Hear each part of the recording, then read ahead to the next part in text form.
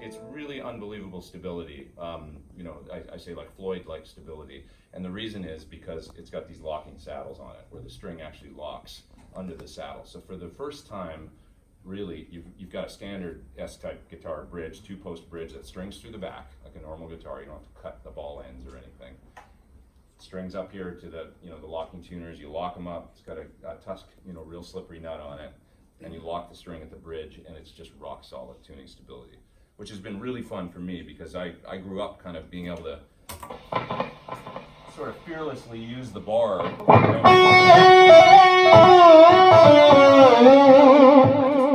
really like Jeff Beck and, you know, players like that. So I grew up wanting to do that stuff.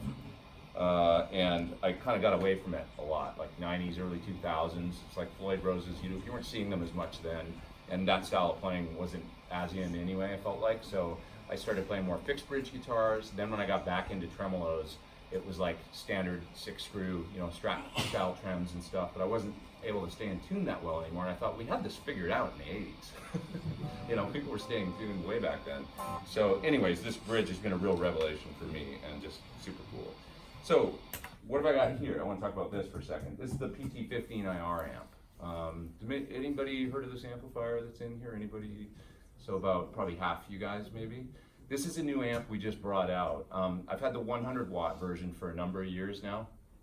And this one's basically a reflection of where we felt like the market and music is going. Everybody sort of wants quieter stages these days, like at least in the, I don't know, maybe you guys are still cranking up amps over here more than we do in America, but it's a problem over there. It seems like everybody wants to low volume and stuff. And I get that actually. As I get older, my ears want it a little quieter and stuff.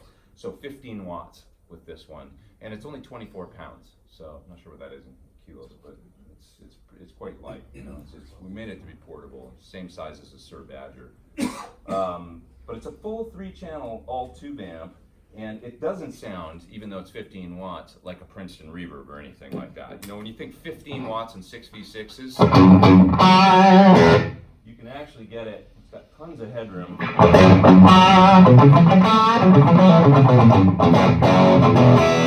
got a great kind of punch to it, much like the 100-watt version does.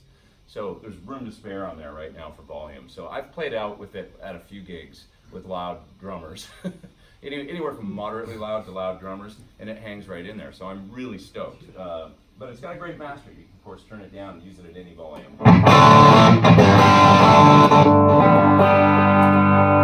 a clean channel. I got some effects going for my song I'm going to record here, but I'm going to shut them off for a second here.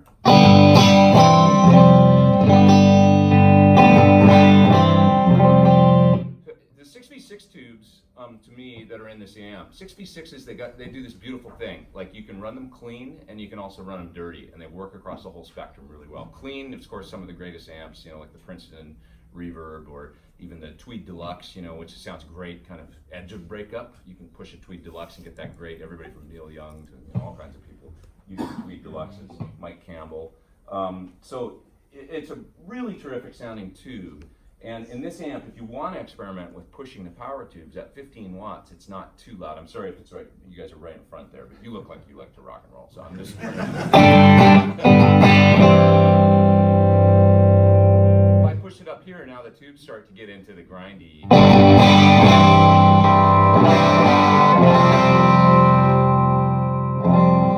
And then you, of course, turn it down and clean it right up.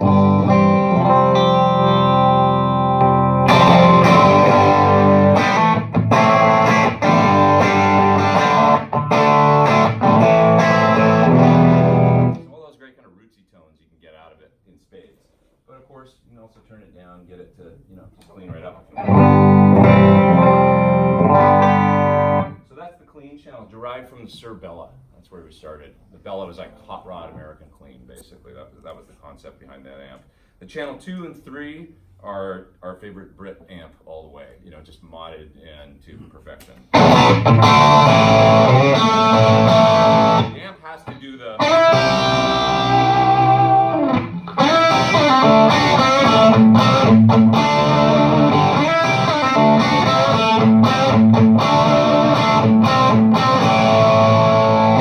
That kind of plexi meets 800 thing is like where my heart and soul just lives. You know, that's the music I love. So it has to do that sound. That's gain's on about 4, so there's tons of room left for gain. If I switch over to the channel 3, I've got it set up for hotter gain.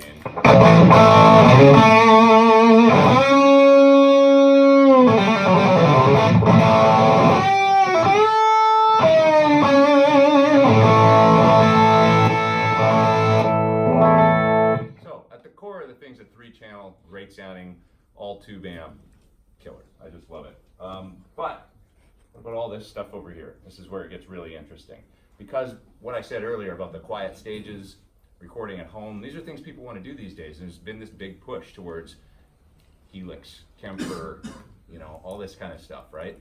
And a lot of people that have owned tube amps in the past, and maybe it's just become impractical, think, you know, I get emails every day. Well, should I sell my amp and buy, you know, this or that modeling device? Now, I'm not opposed to those things. I actually own them, and I have them, and I use them, and I like them. I've got a Line 6 HX effects here on the floor, which is basically a Helix, but with no amp modeling. It's just the effects.